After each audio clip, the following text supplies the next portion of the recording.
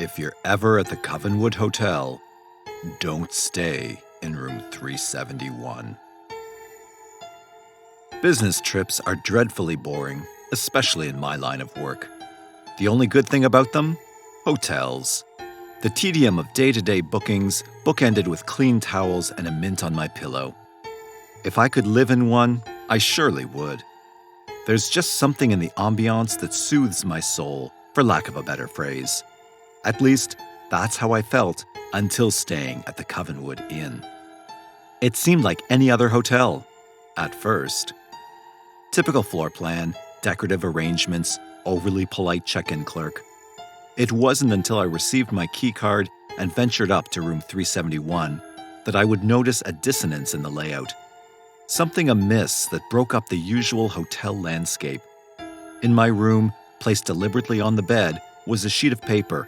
Restrictions printed on official Covenwood Inn stationery. Room 371 guidelines. 1. No television after 9 p.m. 2. Only accept incoming calls on the room phone. 3. Leaving your room between the hours of 10:30 p.m. and 1:30 a.m. is strictly forbidden. 4. At least 2 to an elevator at a time. Never go in alone. 5. No visitors. If there's a knock at the door, ignore it. 6. The minibar is for emergencies only. 7. The view is a lie. Don't trust it. Enjoy your stay. This was odd. I had never seen anything like it, not once, in any of the hotels I'd stayed at in the past. Perplexed, I called the front desk for answers. All rules are to be followed during your stay. The clerk stated this plainly, as if he had uttered it 1,000 times before. I don't understand. What emergency would warrant use of the minibar? Why can't I watch TV after 9? What does "the view is a lie" even mean? I was offered the same reply, spoken with the same tone as before, not unlike a recording. All rules are to be followed during your stay. And that was that. No answers, no explanation. Assuming it was some sort of strange hotel humor I was unfamiliar with, I threw the list on the bedside table and forgot all about it. Until later that night. As I laid in bed, watching the 10 o'clock news, something completely out of the ordinary happened. The reporter began scratching at her face. A little at first, but then a lot. Her motions became aggressive and skin began peeling. Blood dripped from the wounds as she continued to relay her report without missing a beat. No one seemed to notice or react to her appearance. Eventually, she froze in place and stared at the camera. Then, a close-up of her face, grotesque and mangled. Her bloodied lips spread apart and offered an ominous sentiment. Don't break the rules, Jack. I jumped out of bed, left my room, and ran downstairs. My voice echoed through the lobby as I barged over to the front desk. What the hell is going on here? The receptionist didn't so much as blink at my intrusion. What can I help you with, sir?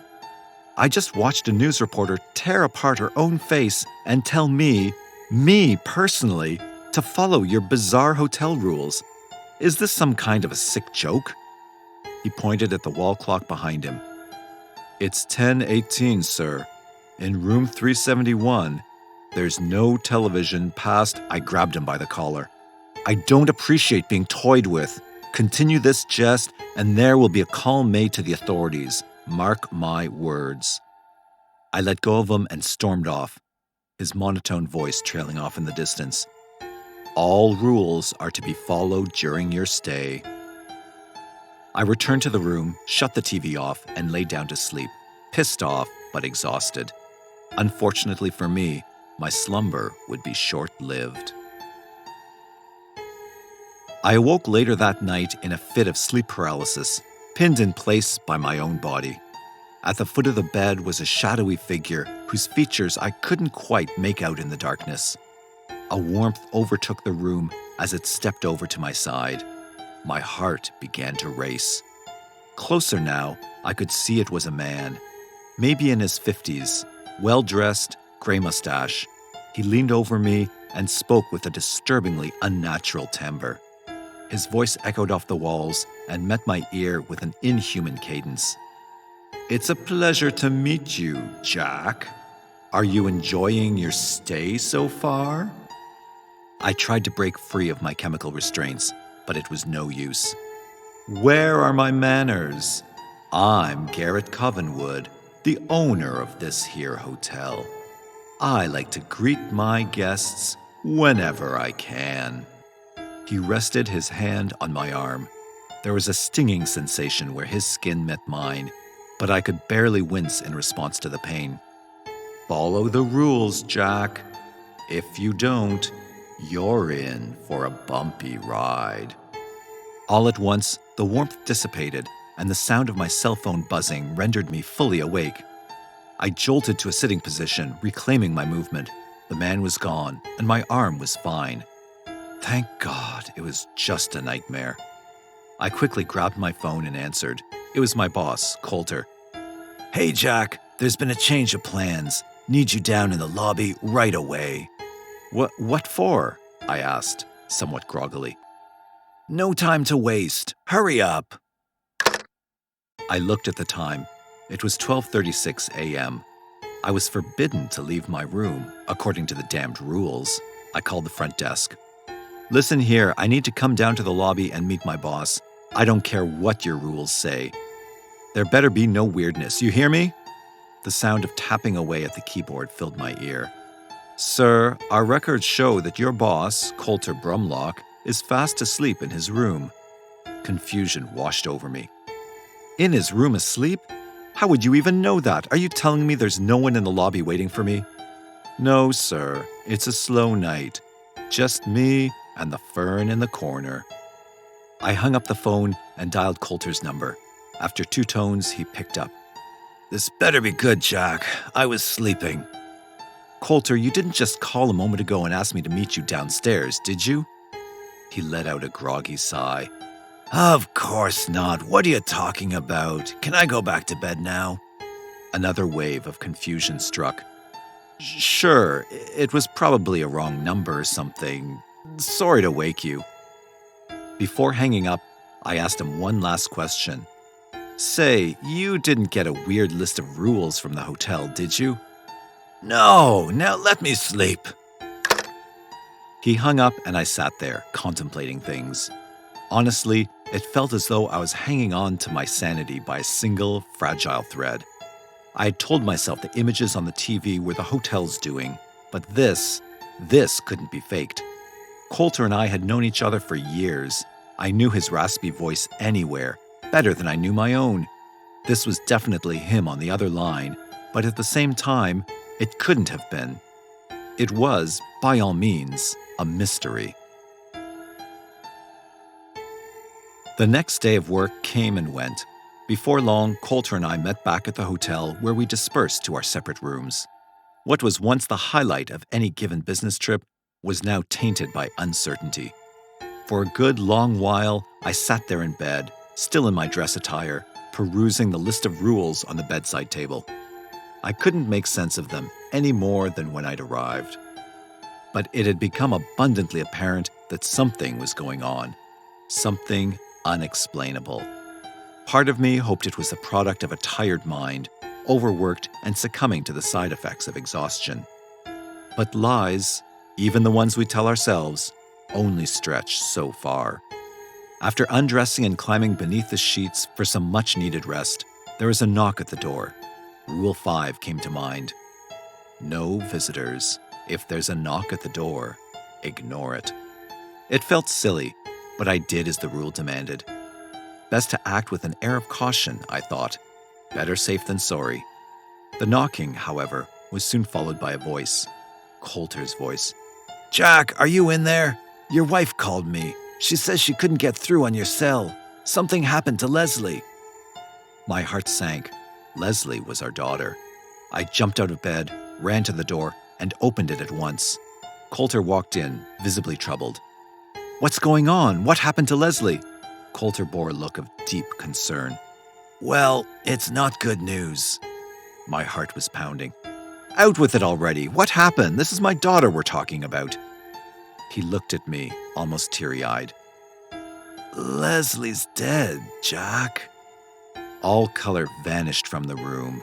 What air I had in me left my lungs in a single, labored breath as a steady stream of tears wet my face. Coulter put his hand on my shoulder. There's more. Please, sit down. I fell to the bed, broken. The truth is, Jack, you broke Rule 5. Now, I have to hurt you. His lips stretched into a wicked grin and his body froze. He was as still as a statue. Coulter, I don't understand. In a flash, his hands lunged and connected with my neck. With a viciously tight grip, he began squeezing the air out of my lungs. I tried to fight back, but his strength was overwhelming. I managed to get a few jabs to his head, but it didn't seem to have any effect whatsoever. He forced me to the floor and continued to clench my throat until finally I lost consciousness. In that moment, I truly thought I was a goner. I awoke in bed the next morning, alive and well. I quickly reached for my phone and noticed a text from Charlotte. Just put Leslie on the bus. She misses you terribly. So do I. Please be safe. We love you. I got out of bed and raced to the bathroom mirror. My neck was void of bruising, no signs of strangulation. I called Charlotte to be doubly certain. To my relief, Leslie was indeed fine, as alive as she was the day I left. It all just felt so real. Could it really have been a dream? Frazzled, I met up with Coulter and we drove to our next meeting. I could still feel his hands wrapped around my neck. I refused to make eye contact with him the entire day, and he noticed. What could I say without sounding certifiable? Hey, the hotel left me this weird list of rules to follow, and now I think I'm seeing things? Want to stop for coffee before you drop me off at the nearest hospital? No, that wouldn't bode well. Mild food poisoning from the sushi at the hotel bar was a far better excuse. Only a few more days of torment, then I could leave. That's what I kept telling myself. Little did I know, my next night there would be the longest one yet. I awoke at 11:22 p.m., according to the blinking display of the alarm clock on the desk across the room. As my eyes adjusted, I noticed a faint orange light dancing on the wall, pouring in through a gap in the curtains. I pulled myself out of bed and walked over to the window to identify the source of the light. What I saw was absolutely horrifying. The hotel was ablaze, an enormous fire engulfing the ground floor. The flames grew to great heights and touched the glass in front of me before I had the nerve to turn away and make a run for it. In leaving the room, I yelled to warn the other guests. Fire! There's a fire! We need to leave at once! No one joined me in the hall. There was no sound at all coming from within any of the other rooms on the floor. Had everyone already evacuated? Was I the only one inside? I opened the first door in reach. It was unlocked. Inside was the reporter from TV, her face still dripping blood. A blood stain on the carpet below. You should have followed the rules, Jack. I slammed the door shut and moved on. In the next room was Coulter. I watched him strangling a copy of me before his head turned and we locked eyes. He threw my lifeless body to the floor and started running to my position. You can't hide, Jack. I closed the door and ran to the next. The room contained yet another impossibility, the worst one yet. It was my wife and daughter standing at the door. Their eyes were vacant, drained of all human emotion. I watched, astonished, as their skin burned to a crisp before my eyes. Charlotte spoke first. We miss you terribly, Jack. Leslie chimed in after. When will you be home, Daddy? I couldn't escape them. These horrors were around every corner. In a last-ditch effort to run away from my troubles, I bolted to the nearby elevator. The button was jammed, but I kept pressing it. I looked down the hall to see the reporter, Coulter, my wife and daughter all walking towards me. Come on, work, you piece of crap, work! Finally, the button gave way and the doors opened. I hopped into the metal box and pushed the button for the first floor. The door closed just as the ragtag team of zombies closed the gap between us. I slid to the floor on the verge of a heart attack. The ride down offered no solace, no lull in the supernatural calamity I faced. Without warning, the elevator dropped, plunging to the depths of the hotel, far deeper than I thought possible. I gripped the railing as tight as I could as the light wavered in and out of life. In between flickers, Garrett appeared before me. You've broken almost every rule, Jack. This is what happens. You'll destroy us all if you're not careful. He vanished. The light left with him. Knowing my death was fast approaching, I closed my eyes and thought of Charlotte and Leslie. I could see them playing outside in the rain on the day I left. It was always heartbreaking to say goodbye, and this would be no different. I held on to their memory and braced for impact. As the elevator neared the end of its descent, Garrett's booming voice entered my mind and broke the trance. Wake up, Jack! Jarred, my eyes opened and I fell back, landing on the floor. The unique abrasiveness of carpet brushed against my skin. I was no longer in the elevator. Upon taking a deep breath and gathering my wits, the familiar surroundings set in. I had inexplicably been transported back to room 371. As I looked around in disbelief, happy to be alive, I noticed the list in my hand. Rule 7 was now circled. The view is a lie. Don't trust it. It took a minute to register, but I now knew what it meant. The view through the window. There was never any fire. It was just another ploy to get me to leave the room, and I foolishly took the bait. My eyes darted to the alarm clock on the desk. It was 1:47 a.m., meaning it was now safe to leave. I needed to get the hell out of there, and fast. I stood up, marched to the door, and grabbed the knob. It was hot to the touch. Burning hot. I pulled my hand back instinctively to avoid the harsh heat. I then noticed the charred wood on the bottom of the door's frame, indicating fire. Real fire. But how? I thought the view had deceived me. I looked back to the list of answers and noticed a postscript scribbled in pen. You should have followed the rules, Jack. You did this. Now we all have to suffer. My eyes scanned the page for more clues, to no avail. They kept landing on rule number 7. In addition to being circled, it was underlined with a striking red ink. Why did my attention need to be drawn there? Was it just gloating or something more? That's when it hit me. I walked over to the window and peered outside. The fire raged on outside my room, but the world below seemed unaffected. No flames, no firefighters, no one running out of the hotel. Just a plain parking lot, traffic on the main road, and trees in the distance. As normal a view as one could hope to expect from this particular vantage point. But the view was a lie. I tried opening the window, but an unseen force closed it shut on my fingers. I screamed and pulled them back. In a great deal of agony, I lifted the chair at the desk and threw it against the glass. It shattered, revealing the world outside for what it really was. I saw the fiery wall below and heard the guests screaming in peril. There was indeed a fire, and I truly was in danger. Still in pain, I picked up the list and looked at rule number 6. The minibar is for emergencies only. This was certainly an emergency. Without any time to waste, I opened up the minibar next to the desk.